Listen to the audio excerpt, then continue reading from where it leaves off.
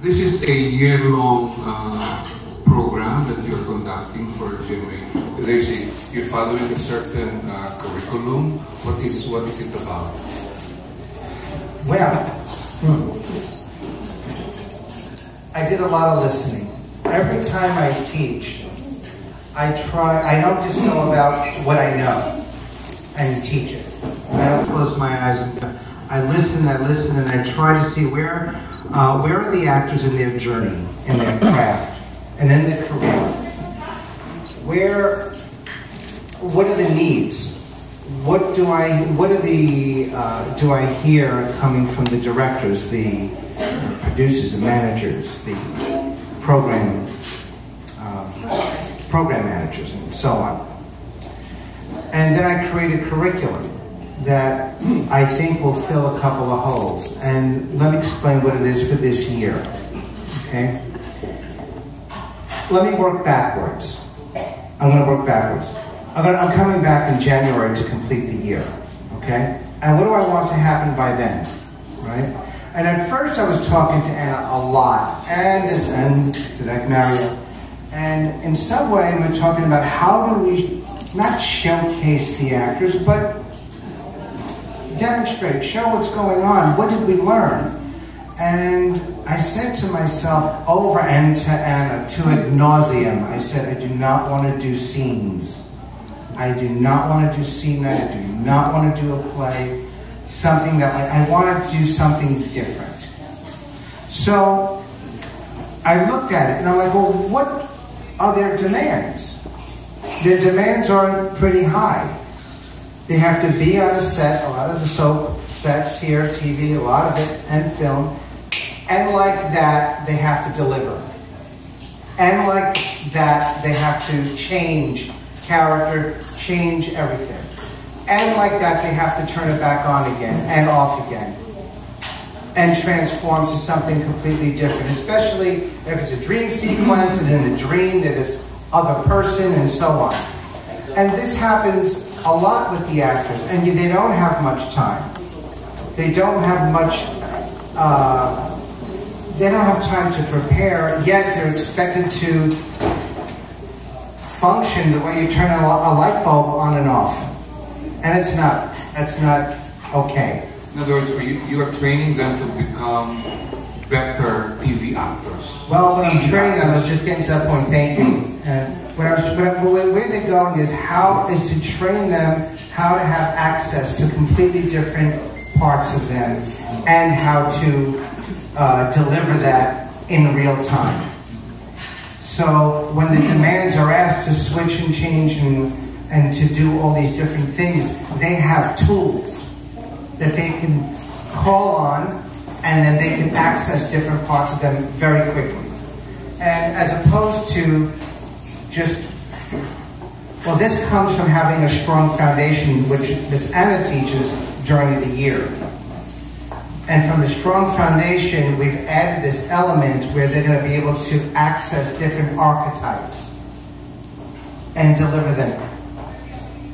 At the end, and I'm sorry, I don't think the media is going to be there for this, but in January, what the actors are going to do is that they're going to do a scene, and then they're going to do it again. They're going to do it twice, except completely different characters are going to come out of it, but the same scene. What? Example. Let's say, thank you. There's a scene where it's your typical boy is courting the girl, and he's being romantic and trying to court the woman. And there's a way that we all expect for it to be executed, right? Well, it'd be interesting where you see it. It'll be like a minute or so. It's not going to be a long scene. And then there's going to be a list of archetypes, which are character breakdowns. I'll leave it at that. And no. The male character is really very satanic. You still got to court the woman. And the female, let's see, she's the mischievous child, right? The trickster little spunky girl, right? So how do you go into those completely different energies that normally would never go with that scene. Ever go with that scene. Normally, if you just look at it, access that and still do the same exact scene. Well, let me tell you something. It is an incredible experience because that's how you truly get a completely different performance.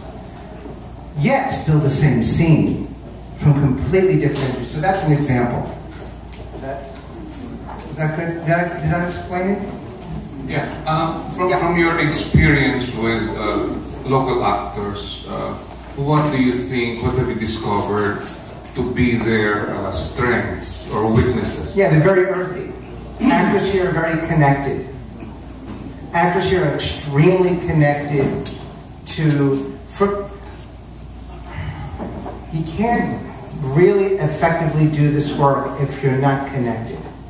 Not connected to the earth, not connected emotionally, if you're not grounded. Actors here are very grounded. And what they have going for them, which is a huge thing, is that for the most part, their ego is not in the way of their work. For the most part, their ego is many times, especially the higher status actors that are insecure, back in the States anyway, I gotta try to get over their ego just to get to them. You know? I don't have that issue here. I can just work. And they're not just heady actors. They're connected to their emotional life quite well. Very grounded that way. I gotta tell you, that makes my job and his job much easier. Because when you don't have that, we're spending all our energy just getting them connected to the earth, getting them connected to their bodies before we could even teach them a craft of acting.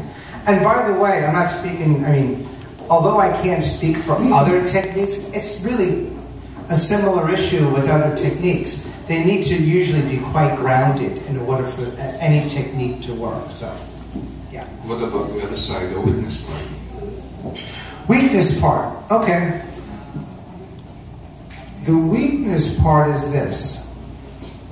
The actors here are beautiful and humble and so respectful. They are. They are. But there's a fine line between being humble and small. Right? I believe I'm humble, but I don't necessarily believe I'm small. Does that make sense? And that's a very delicate, and people tend to think if they're small, I'm being humble. No. No, you got to take your space.